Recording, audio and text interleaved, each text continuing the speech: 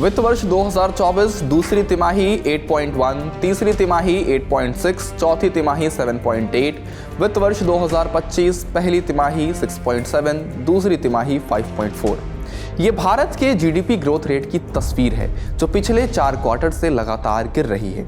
इसी के बीच गवर्नर रहते हुए शक्तिकांत दास ने मॉनेटरी पॉलिसी कमेटी की आखिरी बैठक में फैसला लिया कि ब्याज दरों में कटौती नहीं की जाएगी। यहाँ से सरकार और आरबीआई दोनों के लिए अलग अलग चुनौतियां सामने आई।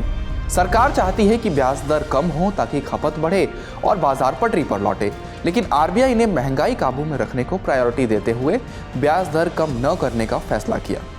ऐसे में इंडिया टुडे मैगजीन में छपी एमजी अरुण की स्टोरी के जरिए समझेंगे कि महंगाई और ग्रोथ दोनों के बीच का संतुलन बनाना कैसे सरकार और आरबीआई दोनों के लिए सिरदर्द बन गया है और आरबीआई के नए गवर्नर संजय मल्होत्रा के सामने कौन सी चुनौतियां हैं। नमस्ते, मेरा नाम धनंजय है और आप देख रहे हैं India today Hindi. RBI governor के रूप में शक्तिकांत दास का कार्यकाल 10 दिसंबर को खत्म हुआ और अब 1990 बैच के आईएएस अधिकारी और केंद्रीय वित्त मंत्रालय में राजस्व सचिव संजय मल्होत्रा को आरबीआई का नया गवर्नर बनाया गया है। जैसा हमने शुरू में बताया, शक्तिकांत दास का मानना था कि ब्याज दरों को ऊंचा रखकर महंगाई दर कम करने से लोगों के हाथों में खर्च करने के लिए ज्यादा पैसे आएंगे, जिससे मांग और विकास को बढ़ावा मिलेगा। लेकिन अब बात करते हैं कि सरकार क्या सोचती है। केंद्रीय मंत्री पीयूष गोयल और निर्मला सीतारमण दोनों ने सार्वजनिक रूप से ब्याज दरों को घटाने की वकालत की थी। कई लोग इसे विकास की रफ्तार बढ़ाने के लिए मोदी सरकार की ख्वाहिश कहते हैं।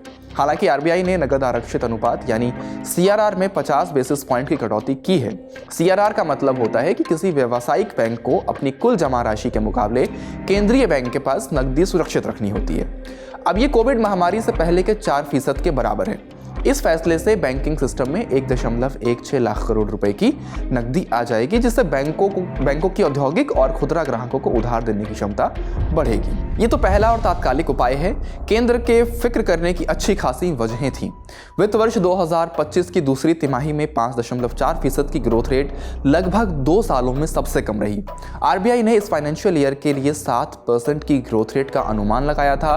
बाद में आरबीआई ने खुद उस अनुमान को घटाकर 6.6% कर दिया। इसके अलावा नवंबर में कंज्यूमर प्राइस इन्फ्लेशन रेट अक्टूबर के 6.2% से घटकर 5.4% पर आ गई, लेकिन ये अभी भी 4% से काफी ऊपर थी। आरबीआई का लक्ष्य इसे 2 से 4% के बीच रखने का होता है। दूसरी तरफ निजी निवेश धीमा है, इसलिए वित्त मंत्री कम ब्याज दरों के पक्ष में थीं, खासकर इसलिए क्योंकि कंपनियां मांग में कमी की वजह से ज्यादा निवेश करने को तैयार नहीं थी। उन्होंने नवंबर में कहा, ऐसे समय में जब हम चाहते हैं कि उद्योग आगे बढ़ें और क्षमता का निर्माण करें, हमारी बैंक ब्याज दरें कहीं ज्यादा सस्ती होनी चाहिए। पीयूष गोयल भी एक मीडिया कार्यक्रम में कह चुके हैं कि खाद्य वस्तुओं की कीमतों में वृद्धि का महंगाई दर काबू पाने से कोई लेना देना नहीं, ये मांग और आपूर्ति का मामला है। मुझे लगता है कि अब समय आ गया है कि नीति निर्माता और नियामक इस बात पर विचार करें कि खाद्य वस्तुओं की कीमतों को महंगाई या ब्याज दरों के फैसले का हिस्सा होना चाहिए या नहीं। एमपीसी की अगली बैठक फरवरी 2025 में होनी है। उस समय संभावना है कि आरबीआई ब्याज दरों में कटौती कर सकता है। सुनते हैं कि एसबीआई म्यूचुअल फंड की मुख्य अर्थशास्त्री नम्रता मित्तल इस पर क्या कहती हैं। हमें फरवरी में दरों की कटौती की उम्मीद है, लेकिन अमेरिका के राजनीतिक घटनाक्रम, फरवरी में बजट और अगले 2 महीनों में सब्जियों के दाम के अनुमान से ही फैसला तय हो पाएगा। व्यापक नजरिए से देखें तो लगता है कि राजकोषीय नीति का जोर संतुलन पर है, जबकि मौद्रिक नीति का जोर महंगाई पर काबू पाने और वित्तीय स्थिरता बहाल करने पर है, जिसमें विकास संबंधी चिंताएं पीछे रह गई हैं। अब इस नजरिए को बदलना जरूरी है। हालांकि अब आरबीआई का पहला काम कंज्यूमर प्राइस इंडेक्स को 4% पर बनाए रखना है। इसके बाद ग्रोथ रेट पर भी फोकस करना होगा और रुपया और डॉलर का गड़बड़ाता तालमेल भी आरबीआई की लिस्ट में शामिल होगा।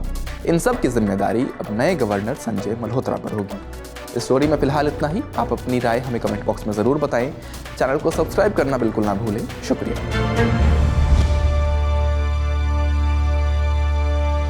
इसी तरह की तसल्ली से भरी हुई एक्सक्लूसिव रिपोर्ट्स देखने के लिए सब्सक्राइब करें इंडिया टुडे हिंदी का यूट्यूब चैनल और बेल आइकन जरूर प्रेस करें ताकि वीडियो अपलोड होते ही आपको खबर हो जाए।